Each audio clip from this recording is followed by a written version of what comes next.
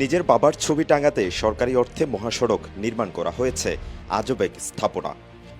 প্রকল্পের অর্থ ছাড়ের বেলায় এটির নাম মুক্তিযোদ্ধা ভাস্কর্য বলা হলেও চট্টগ্রাম কক্সবাজার রুটে যাতায়াতকারী যানবাহন চালক ও যাত্রীদের কাছে এই স্থাপনাটি যেন মৃত্যুদেয়াল। চট্টগ্রাম থেকে কক্সবাজার, আবার কক্সবাজার থেকে চট্টগ্রামগামী যানবাহন, আবার আরেক প্রান্ত থেকে যুক্ত হয়েছে রামু মরিচ্চা আঞ্চলিক সড়ক। এই তিন প্রান্তের যানবাহন যেখানে একটি আরেকটিকে ক্রস করে যাবে নিজের গন্তব্যে, সেখানেই ঘটছে মারাত্মক দুর্ঘটনা। এসব দুর্ঘটনার প্রকৃত কারণ তিন সড়কের মিলনস্থলে তৈরি আজব এক স্থাপনা। আর প্রাণঘাতী এই স্থাপনা সরকারি অর্থ ব্যয় করে নির্মাণ করেছেন আওয়ামী লীগের স্থানীয় সাবেক সংসদ সদস্য ও হুইপ সাইমুর সরোয়ার কমল।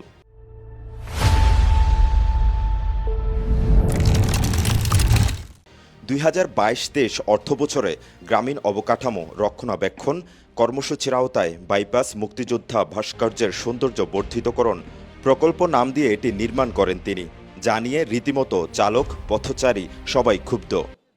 স্থাপনার কারণে দূর থেকে দেখা যায় না, স্টেশন থেকে দেখা যায় না, নির্জন এলাকা হিসেবে এখানে পরিচিত। প্রতি মাসেই কয়েকটি অ্যাক্সিডেন্ট সংঘটিত হয়, যেখানে গাড়ি যাতায়াতের অসুবিধা সহ যখন কুয়াশা হয় তখনই অ্যাক্সিডেন্টটা বেড়ে যায়। এর ফলে দুর্ঘটনার পরিমাণ অনেক গুণ বেশি বেড়ে গেছে। আমরা স্থানীয় জনগণ গভীরভাবে অবজারভেশন করেছি। ইতিমধ্যে ঢাকা থেকে চট্টগ্রাম থেকে কক্সবাজারগামী যে গাড়ি আসে তারা ঠিক এই পয়েন্টে এসে তারা দিকভ্রান্ত হয়ে যায়। তারা সঠিক সিদ্ধান্ত নিতে পারে না কোনটা আসলে রাইট ওয়ে কক্সবাজার এবং রামুর। এই বিপাকে পড়ে ইতিমধ্যেই অনেক গাড়ি দুর্ঘটনার সম্মুখীন হয়েছে, যানমালের ক্ষতি হয়েছে, অনেক হতাহত হয়েছে। রুটস অ্যান্ড হাইওয়েকে এই বিষয়টি আমরা লিখিতভাবে 1 বছর আগে জানিয়েছি। ইতিমধ্যে এ ব্যাপারে কোনো ধরনের কার্যকরী ব্যবস্থা গ্রহণ করা হয়নি। দেশের ব্যস্ততম মহাসড়কগুলোর মধ্যে একটি হলো চট্টগ্রাম কক্সবাজার মহাসড়ক। গুরুত্বপূর্ণ এই সড়ক একদিকে যেমন সুপ্রশস্ত নয়, আবার অন্যদিকে পদে পদে আছে মারাত্মক সব ঝুঁকিপূর্ণ বাঁক। যাত্রী সাধারণ আর চালকরা প্রতিনিয়ত এটি পাড়ি দিতে গিয়ে রীতিমতো যেন সঞ্চয় করেছেন যুদ্ধজয়ের অভিজ্ঞতা। আবার যদি সেই কষ্টের যাত্রায় পথের মধ্যে বিপজ্জনক মোড়ে দেয়াল তুলে রাখা হয়, তাহলে কেমন দাঁড়াবে পরিস্থিতি? গাড়িগুলো দেখতে পারি না, তার কারণে যাই অ্যাক্সিডেন্ট হয় এখানে। এটা যদি গোল চক্কর করে দিলে অনেক ভালো হয় আর কি। অনেক অটো এবং ওই টমটমওয়ালা অনেক ক্ষতিগ্রস্ত হয়, এখানে অ্যাক্সিডেন্ট হয়। এই পটিয়া বাইপাসের মতো গোল চক্কর করে দিলে যাতে যে কোনো গাড়ির দুর্ঘটনা একটু কমবে। প্রতিনিয়ত এখানে দুর্ঘটনা হয়, অ্যাক্সিডেন্ট হয়। এই ওই রুট সিটাং থেকে আসতেছে, এটা একটু টার্নিং করে দিয়ে দেখবেন এটা গোল চক্করের জন্য এই যে কক্সবাজারের গাড়িগুলো দেখা যাবে না, রামুর থেকে যেটা বাইরে হয়ে দেখা যাবে। অনেক গাড়িগুলো এই পাশ থেকে আসলে এই পাশে গাড়িগুলো দেখা যায়। আর ওই যে একটা গ্লাস দেওয়া দিয়েছে, ওই গ্লাস তো পরিষ্কারও থাকে না, ওই গ্লাসটা কিছুই দেখা যায় না। এদিকে দীর্ঘ উচ্চতায় নির্মাণ করা আজব এই সড়ক বিভাজক নাকি তৈরি করা হয়েছে যানজট নিরসনে, অথচ এটি তৈরির পর যানজট যেমন বেড়েছে তেমনি পাল্লা দিয়ে বেড়েছে যানবাহনের মুখোমুখি সংঘর্ষ আর মারাত্মক সব দুর্ঘটনা। স্থানীয় লোকজনের অভিযোগ, কোনো ধরনের সমীক্ষা ছাড়াই নিজের প্রচারের স্বার্থে এই স্থাপনাটি নির্মাণ করেন আওয়ামী লীগের সাবেক এই সংসদ সদস্য। যেই স্থাপনাটা নির্মিত হয়েছে এটা অযৌক্তিক, এটা অবিবেচনা প্রসূত, এটা এখানে মানায় না, এটা এখানে কোনো প্রয়োজন ছিল বলে আমরা মনে করি না।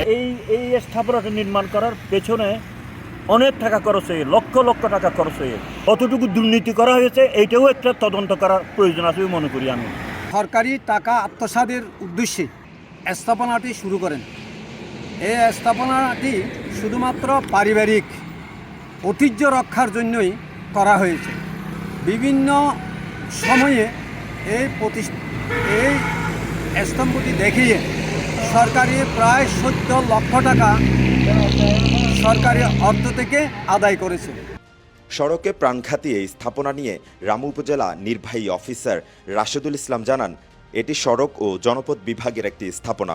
সংশ্লিষ্ট বিভাগের কর্মকর্তাদের সাথে এই বিষয়ে তিনি কথা বলবেন। আমরা আসলে যে কোনো জায়গায় রাস্তাঘাটের ক্ষেত্রে এরকম দিক নির্দেশক কিছু ব্যবহার করা হয়, এটা মানুষের উপকারের জন্য। কিন্তু সাম্প্রতিককালে আমরা যেটা জানলাম যে এই জাতীয় কোনো একটি স্থাপনা এটা যে গাড়িগুলো আছে সেই গাড়িগুলোকে আরও অ্যাক্সিডেন্টের দিকে নিয়ে যাচ্ছে। তা আমরা এই ক্ষেত্রে হাইওয়ে রাস্তার মধ্যে কাজ করার ক্ষেত্রে আমরা একই সাথে আমাদের ডিপার্টমেন্টগুলোকে ইনভলভ করার চেষ্টা করছি। আমরা নিজে সরেজমিনে জায়গাটা দেখেছি এবং একই সাথে আমরা রোডস অ্যান্ড হাইওয়েজকে জিনিসটা জানিয়েছি। ওনারা সার্বিকভাবে দেখে এখানে আসলে নির্দেশক কোনো কিছু ব্যবহার করবে নাকি স্থাপনাটাকে কীভাবে রিমুভ করবে এই ব্যাপারে সিদ্ধান্ত নিব আমরা। এদিকে ত্রিমুখী সড়কের মাঝে আজব এই বিভাজন নিয়ে তেমন কিছু জানেন না বলে জানালেন সড়ক ও জনপথ বিভাগ কক্সবাজারের নির্বাহী প্রকৌশলী রকুন উদ্দিন খালেদ চৌধুরী। তবে সড়ক বিভাগের এই কর্মকর্তা বিষয়টি খোঁজ নিয়ে পদক্ষেপ নেওয়ার আশ্বাস দেন। এটা আমি শুনলাম আপনাদের থেকে যে এই জিনিসটা অ্যাক্সিডেন্ট কজ করছে এবং হচ্ছে ড্রাইভাররা দেখতে পারছে না এদিক ওদিক থেকে, হ্যাঁ কোন দিক থেকে গাড়ি আসছে। তো আমি আসলে এই জিনিসটা কারা তৈরি করেছে এই বিষয়ে আমার জানা ছিল না। এখন আমি আপনার থেকে একটা তথ্য পেলাম, এই তথ্যটা আমি একটু যাচাই বাছাই করে যেটা ভালো হবে সেটা সেই ব্যাপারে আমি সিদ্ধান্ত নেব ইনশাল্লাহ। কক্সবাজার জেলার রামু থেকে শওকত ইসলামের পাঠানো তথ্য ও ছবিতে ডেস্ক রিপোর্ট, কালের কণ্ঠ।